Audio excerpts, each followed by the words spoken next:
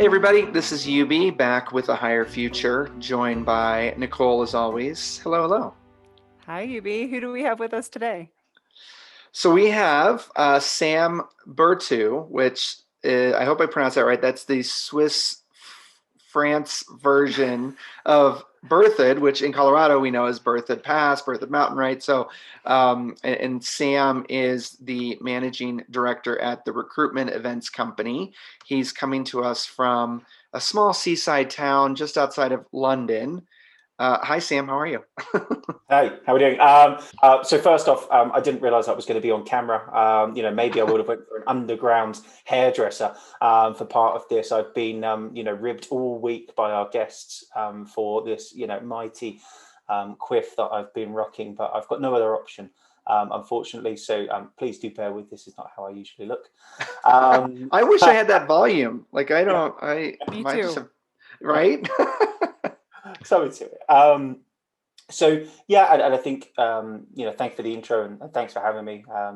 Awesome to kind of see your journey, as an organization and as a business, and great lessons on some of the episodes before this as well. So thanks for having me on the show.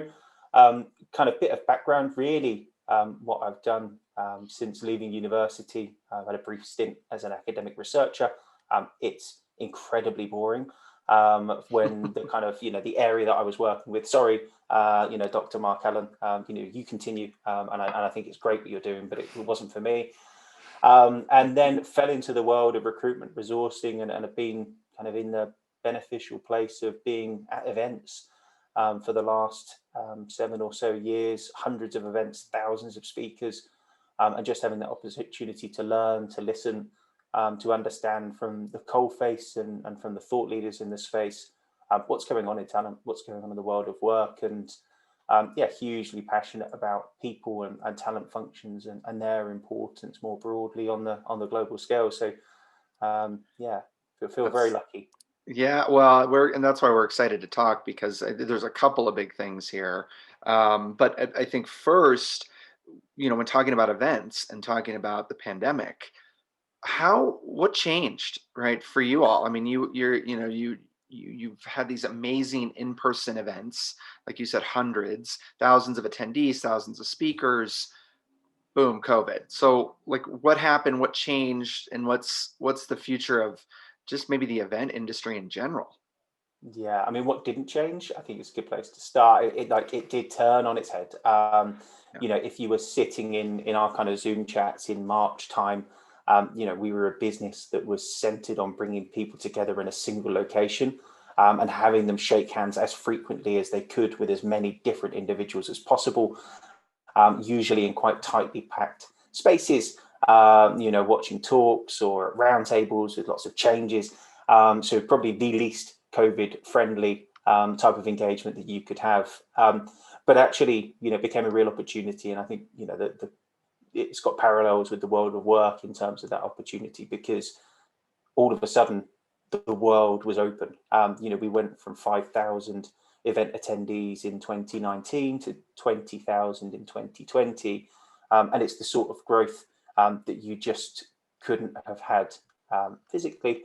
And that kind of paradigm shift meant that not only were we reaching a larger audience, we had 120 different countries attend our events in 2020 compared to kind of 20 in 2019. But equally, it wasn't just on the geographical distribution, it was on a national level, it was on an inclusivity level for people with disabilities, for people that couldn't access events before because they were carers, they were parents, they had work commitments. The list goes on and on and on. And actually felt a bit of guilt around not providing enough. Before, we'd always make recordings of our events, but the challenge with content is the sheer volume of it. Particularly when it comes to industry niche content, that there's just so much out there. So cutting through the noise wasn't always our primary focus. Our primary focus was always physical events. So actually, that digital shift just allowed us to go off autopilot actually, and it forced a change. And I think that forced change is that's what we see elsewhere, right? Not just in our world. You said earlier that this online element now of recruiting is here to stay, and it sounds like that might be paralleled in the way the work happens after the person is hired as well. What do you have to say about that? Yeah. So, and I think the way that we recruit, I think people were moving online. And the way that we worked, people were moving online. There's no doubt that that kind of transformation was happening. A quote from an event this week was literally the pandemic wrote the rule book, it wrote the business case. It suddenly gave this after boosters to what was already a fast accelerating change. And now we're in a world where actually you're probably not going to, it's irreversible in some aspects, I would say. When we think about recruiting, when we think about that kind of opening part of the funnel, so take grad recruitment, for example. The whole campus recruitment piece for a year stopped. Will that return in the same way? Probably. There will be an element of physical events, but there's always going to need to be, the same way as in events, we're always going to need to offer a hybrid, not just for the ease, not just for the kind of reach, but also from an accessibility point of view, on an ongoing basis. And then, yeah, again, with, assessment tools, with video interviewing, with remote interviewing, with kind of every single facet, every single part of the process has digitized to some extent, over the last 5, 10, 15 years. And again, this has just accelerated it, the kind of adoption of technology. If you didn't have a video interview solution before March, you definitely had one afterwards. Whether that was, a tailored solution or in a chat like this online. And then I think with the way that people work, once people are within an organization, that part has shifted. That part won't return, in the same way, just from a bottom line impact point of view, which drives a lot of these decisions in the long term. The real estate of an office is expensive. Those savings are there to be had. And I think businesses will look acutely at that. But equally, that kind of shift to remote work, that balance, people are actually happier. I saw a report, I think it was from Glint, that was saying that people in December last year were happier than they were December the year before. And if you think about all of the pressures and the stresses and everything that was going on, okay, they weren't happier in maybe the context of their wider life, but in the working world, people were happier. They were felt more valued, particularly if they had escaped the kind of dread of furlough or redundancy. Their importance to the organization was absolutely secure. They felt safer. They were more connected to their family. They had more time to themselves. Actually, that little walk that you'd never be afforded if you were in an office in some organizations was kind of encouraged. Employee wellness, was encouraged and kind of actively so. So that piece, in some organizations, we could have been sitting here in the year 2300 and they would have had a structured HR guidelines book. You would have been sitting at your desk. You would have had pods. You would have been working in the same way that you've always worked. And you would have been in the office between 9 and 5, Monday to Friday, maybe, an early finish on a Friday if they wanted to have a little bit of a benefit over one of their competitors or something of the like. But now flexible working has been shown that it works. We had a test run. The world had a test run of actually, you can achieve this sometimes with toddlers, pets, children, partners. Like, if you can still achieve your work with your laptop kind of perched against your cooker and on the stove in the side of your kitchen, and you're doing a Zoom call and you've got everything going on behind you and you've not got great Wi-Fi, if you can still deliver in that environment, by the time you remove that friction, by the time you get people set up and people become attuned to it, naturally, I think, businesses would be crazy to turn back the other way. Well, what's interesting this gets us into this conversation about inclusivity too. And if you think about accessibility advocates, right, they've been talking about this for years. And like, it can be done, right? The technology exists for people with disabilities to be able to work from home and just, light accommodations can make that a reality. And all of a sudden it took everybody being thrown into that kind of lifestyle and position for it to take hold. And so it's just, I don't know, I like it. It seems like we're forcing the issue of inclusivity, but in a good way. Like it's really kind of, hey man, we had to wake up and realize like this is the way it's going. um and I love that. I love that shift. That happiness statistic is really interesting because um I can see that. I can also see maybe a shift. Like for me, I loved getting out.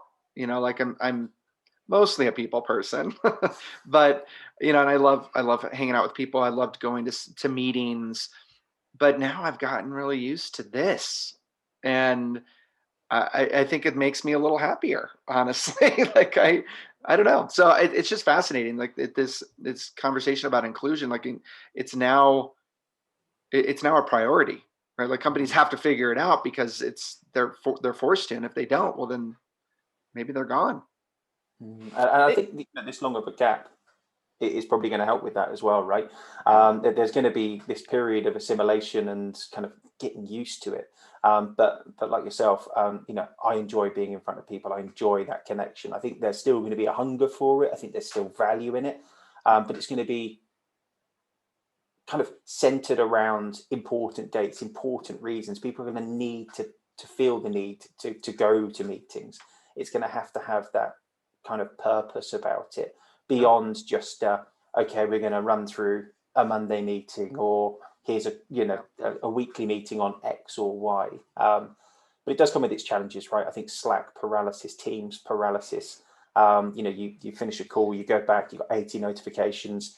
You're on a call all day long. There's going to be a bit of a balancing act moving back, but it's but definitely not going to be the normal way.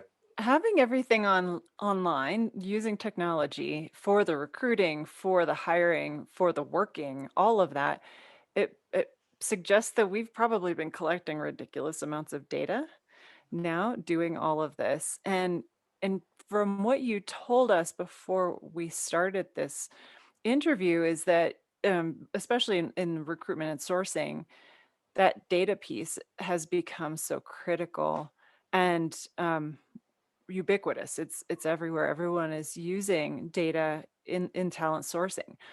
And so what does that mean for the employee or the would-be employee going forward? Hmm.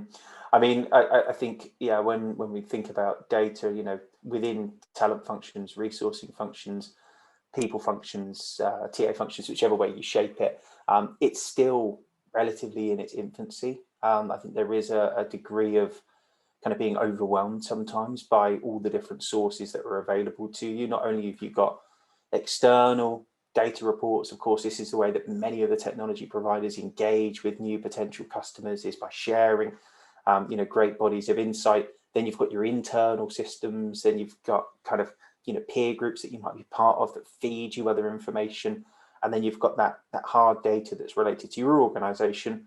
And in some organizations you may have 5 or 6 ATSs globally that connect to one HSIMs, and then within that you've got a myriad of different point solutions, and each one of them plays in a different space. And each time you're kind of applying or utilizing a piece of technology, it's making a decision, and sometimes very arbitrarily, on an individual.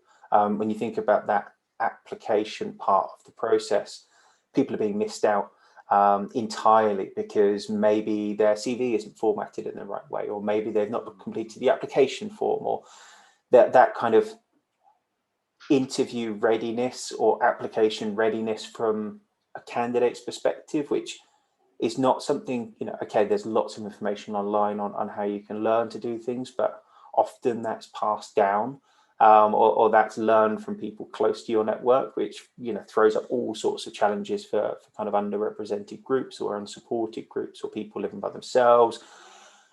There's a lot of challenges around that, and all of a sudden you've got a system that's potentially making those decisions on a matching level, or even earlier than that in the process in a sourcing kind of tool.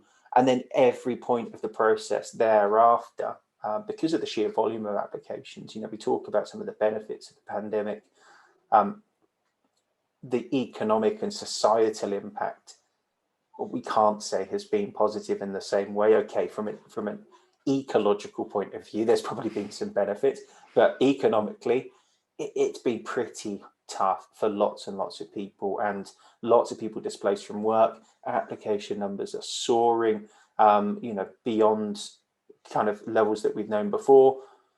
Recruitment teams are stretched and they're smaller, so they need to utilize technology, and each time they apply something different, if you're not interrogating it properly, you don't know how those decisions are being made. If you're not interrogating your suppliers on how they're building those algorithms that make those decisions based on those different data points, again, you could be losing huge swathes of people from the process. And it does very little to contextualize somebody's journey in the same way that having a face-to-face conversation with somebody can do. Somebody may not have the aptitude and the skills in the same way on paper, but then you meet that individual and you think, wow, this person just has everything that we're looking for in abundance. But if you put the two things side by side, they very rarely match up. And I think that's one of the challenges that we're going to be facing, moving forwards. Of course, there's areas where, assessments can be far more equitable and fair in what they deliver, technical assessments on very precise skill sets within a particular area.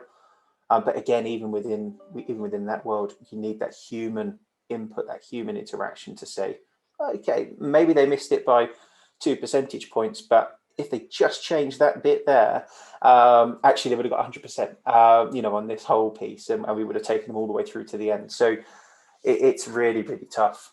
And even within the organization, it throws up, challenges in terms of internal mobility and everything else. It's huge.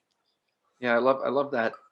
I think there's got to be a balance. Like the future of work is balancing the tech and the data with the human, because it feels like all we've been doing is, we're sold on, oh, we're going to get a ton of data out of this, but what we've done is just we continue to add to the blockade that forces candidates to sort of play this game that they don't even know how to play. To your point, how many people get the chance to learn, oh well, it's not what you know, it's who you know. Well, there's a lot of people out there who don't know other people who are going to help them get a job, and so they've got to play the game, and we force them to play the game. And all of this technology and promise of data, I think it just adds to that obstacle course. And so now it's like, yeah, we're kind of we have to force ourselves to do a better, I like interrogation or evaluation of these candidates, because otherwise we're just leaving it up to fate, honestly, is what it feels like, or we have been. Yeah. Are you seeing some ways of mitigating that data overload coming into the recruiting and talent sourcing process yet? I mean, it seems like it's getting to a place where you've a lot of people having to race to really understand how to ask questions of their immense amounts of data that come out with good answers, or else, you're just swimming through data that is meaningless. Yeah, I think obviously the kind of application of teams that are specialized in that area, has been a real change in the space, over the last few years. I remember 6 years ago, we were in a room with Transport for London, who had just kind of brought in a data analyst team, and everyone at the table was kind of taken aback and thinking, how have you got the budget to just have people focused on data? And that is now something which, within large organizations in particular, is well established now, that kind of understanding of your people data, your people analytics, those kind of people that can assimilate. Is there a technology out there that brings that single source of truth? There's certainly a few that would claim it, and then there's certainly been instances where data is a lot more visible, it's a lot more controlled, and you can get a better understanding. But actually, I think you see those organizations that, the RPOs, the MSPs that were espousing this kind of view of total talent management, some years ago, that is in some cases coming closer to fruition in terms of that understanding of the skills makeup of your organization, understanding kind of where you can build, buy, borrow talent from, scenario planning based on the skills, the resources that you have over a longer period of time, that kind of strategic workforce plan that feeds into that kind of wider business strategy. And I think people and talent's place within an organization is only going to be cemented, when they start to truly, utilize data. And certainly with the organizations that, I've had the fortune of listening to and understanding from, over the years, that the successful organizations, the people that have that buy-in at C-suite level, have a really good grapple and an understanding of the data. And they have an understanding of their people, and they have an understanding of where the business is going and people's role within that. People are the greatest asset. This was once something that sounded very, philanthropic, and very sort of lofty, ambitions for tech firms, that would say everything's about our people. But when the older juggernauts of business noticed the kind of input that one employee could have in organizations where that focus was put on the individual and the mix of different individuals coming together, actually, again, that bottom line, that's what makes the impact. And people think that's, you put that much value into people, it's energy in, it's energy out, it's value in, value out, in that regard. So yeah, that understanding then runs in tandem with it, and being able to showcase that evidence. Yeah, from a evidence non-philanthropic perspective, the people are super expensive. Like, you're spending a ton of money on your people. So, let's at least take note of the asset that humans are, and how we can support that asset in a way that they need. Just like you would do a machine, you support the machine the way you need to support a machine, to support the people the way that people need to be supported. Yeah, it's those Makes a lot of barriers, sense, right? Right. I think we've got them, in abundance as people. Sometimes things with machines can be easier to remedy, particularly mechanical ones, right? You have a system of checks and balances. I think it's a really nice way of looking at it, like a WD-40 for humans. Maybe wellness programs, benefits, that sort of thing. I love that. I mean, yeah, man, it's our time. It's people's time. That's we got all the stuff that was easier out of the way, right? Like, we how to build a company, how to build widgets, how to use machines and technology, and it's just taken us however many hundreds of thousands of years to figure out people. So maybe we're here. Maybe we that's can the future of fly, work. we can send robots to Mars. Now maybe we Right. learn to treat our people well.